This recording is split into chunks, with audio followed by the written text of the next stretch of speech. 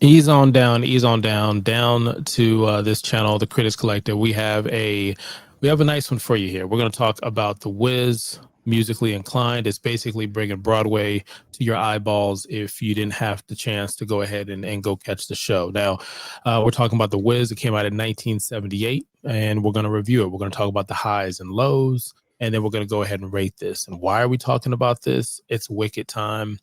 Part one came out last year. Part two's coming out now, but give or take when you watch this. And so we've talked about the Wizard of Oz. We've talked about Emerald City, and some other projects that they have done inspired by the books that's come out on this. Now, with that being said, you could have been anywhere, but you're here. Hit the subscribe button, like, follow, and comment for more. Put in the comments what you think about this. Iris, what did you think about The Wiz? So, Wiz is actually on my list of being one of my favorite movies. Um, my biggest pro for this movie, I would have to say, of course, is Quincy Jones' is music on Mm-hmm. this. It's lively, it's upbeat. It makes you want to dance every time I play the movie. Um, so that's like my biggest thing. And of course, the cast. Like you had Diana Ross, Michael Jackson, Nipsey Russell, Lena Horne, Richard Pryor, Mabel King on this Mm-hmm. movie, who were all very prominent, A-list black artists during that time period, Mm-hmm. for this movie. Um, and I feel like the storyline itself, it was an interesting alternative to the regular Wizard of Oz story that we all know. Mm-hmm. So I really did love that difference in it. And it still tried to give you the theme of, self-discovery like the original did, like having self-doubt and then discovering that, you have the qualities that you believe that you're lacking. It still kept that. Um, And I don't feel that it was as slow moving as the original. So it kept a good pace for me and it kept you entertained throughout the entire movie. The only con that I actually have for this movie is some of the, of course, dated special effects. That's the only thing. And it's only because they had to work for what they had. Okay. You All know, right. um I would say that that's my only con. I love The Wiz. It's one of the greats for me. All right, Manny, what are you thinking about The Wiz? So as far as the con go, it's just a mix for me. I would say some my con would be, even though she did great in her role as Dorothy I'm glad you got on her because I was about to. So was Diana Ross. I don't trash, think Oh, yeah, trash. I'll just say she she did her trash. best. It's because one of my favorite movies. originally I think it was Stephanie Mills who was supposed to You play. want to talk about mothers? Yes, she was. And she bullied Diana Ross, bullied her way onto this, and it caused the director to quit. Like when you watch it, the reason why it's so inconsistent Really, I is did the not know that. director wanted Stephanie Mills. That's why her home song version just sounds so much better. But Diana wanted to be with Michael, Dirty Diana. She respectfully, Dirty allegedly, Diana. Mm. but Yeah, it, continue. it it it just didn't. I don't know. As a kid, even as a kid, I was like, this doesn't sit right with me. I don't know. Her as Dorothy didn't quite sit right with me. Any But good things you liked? uh Any good things you liked? no. I'm still going. Okay. I don't have like three cons or something. It's like um, but I would say one of my other cons was like some of the again just like the Wizard of Oz, the pacing, some of the pace, something felt like it shouldn't have been dragged for a certain period of time. It just felt like they stretched it for too long. But I would say the pros, like Iris, was the music alone. The music carried the film. Uh, in a way, it was incredible. The music, I would say it was way better than the Wizard of Oz. I know some people favorite music is like "Ease on Down the Road." One of my favorite songs was the one "What Should I Do" by Nipsey Hussle from that film. I listen to that song and repeat. That's probably one of my favorite songs from that film. Uh, and of course, Michael Jackson as the Scarecrow. Other than I still every time I just feel like Diana. If it wasn't for Diana, I think that it would have been more. We would have got more out of his character if it was somebody else other than Diana Ross. But overall, Michael Jackson as the Scarecrow was phenomenal in this film. All right, so that's your highs and lows.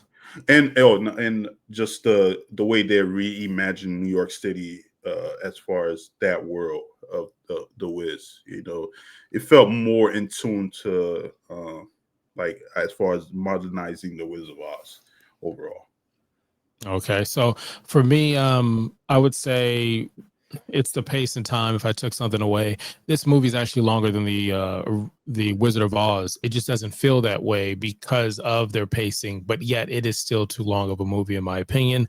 Diana Ross and the director. No shade to the director that popped off, but like I said before, Diana Ross destroys the vibe in this movie because, and I say destroyed respectfully, because her acting was so bad it would take me out of it. Like, she's supposed to be crying and she's not. Even sometimes I would look at Toto and Toto's looking at her like, please, like, come on, can you show some emotion? Like, we don't rewrote the whole, and this is true story, they rewrote so much of this movie and reshot it and changed the concept for this woman, only to come out here and not do her.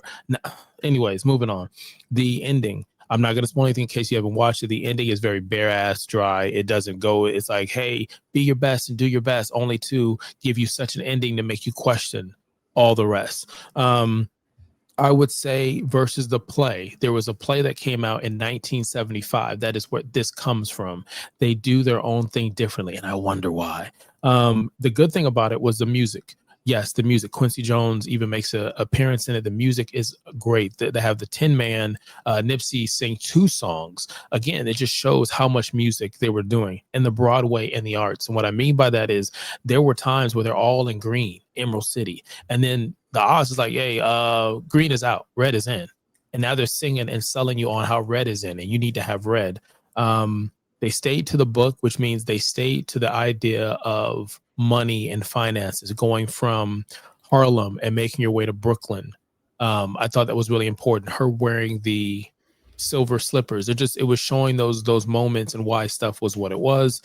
And Michael Jackson, I mean, sitting there, you can't win, you can't get, like, just the vibe of him and him sitting there. And then the 4 crows, which is basically, in my opinion, your haters, your doubters, but some can say Jim Crow. They don't want you to go ahead. They don't want you to play the game and come out more than breaking even. And I just thought that was something. So with that being said, it is time for us to rate The Wiz. This movie is 2 hours and 14 minutes. 2 hours and 14 minutes. The original Wizard of Oz is like an hour and 42 minutes. Don't know why I'm saying like that when I can clearly see it. So for this 1978 classic, which they did it again in 2015, The Wiz, they did it live with Neo, Queen Latifah, a new star for the role of Dorothy. We may go back and review that one. But for this, Iris, what are you rating this one?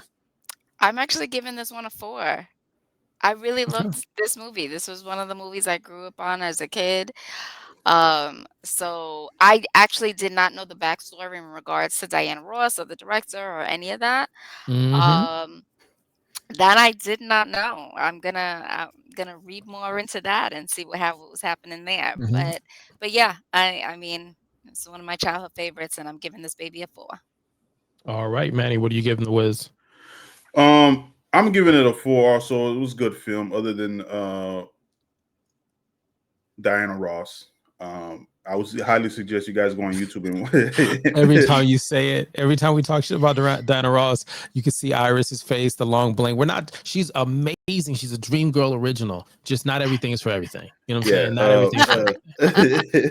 Y'all gonna make me go back and watch it because I'm like, maybe I just don't They remember. need to redo it and have her daughter play Dorothy, and she'll act her ass off because the daughter can act. But there's the live version where Stephanie Mills plays Dorothy on the Broadway show. You can still watch it, and she is it. And you could see she was the perfect person to play that role. And I know she came back to play. She played a role in the most recent Broadway show, I believe, I believe. Yeah. Definitely Mills. But overall, great music. Again, from everybody singing. And I know I said earlier, I think I said Nipsey Russell instead of Russell. I was like, I didn't want to say And I nothing, was but like, I wait, felt like did the he fans gonna say get Nipsey you. Hussle? Nipsey, we got to run that marathon. Fuck the yellow brick road. We on a marathon. I feel you. Again, all the music in this film sticks with you. So definitely a 4. Good film. It would have been a great film other than goddamn Diana Ross. But other than that, okay, I would agree with all of you guys. I'm gonna say this is a 4. It's a 4 because, like I said, they do their thing that makes them different. It's seasoning on the chicken. It's seasoning here, but sometimes there's a little too much seasoning in certain areas, and that's where the Rizzle, I'm gonna say original, but the Wizard of Oz, with Julie Garland, that hits some notes on different parts. So there's kind of give and take for both of them. But I felt like if I wanted a performance, I was going to get one with the Whiz. And the subway coming to life to try to kill you was another reason that made me not trust the streets of New York for the few times I went down there before I, made myself a New York type of person. But yeah, hit the subscribe button, like, follow, and comment for more. You could have been anywhere in the world and you chose to be here. Until next time. Well, that's really it. We'll see you next time.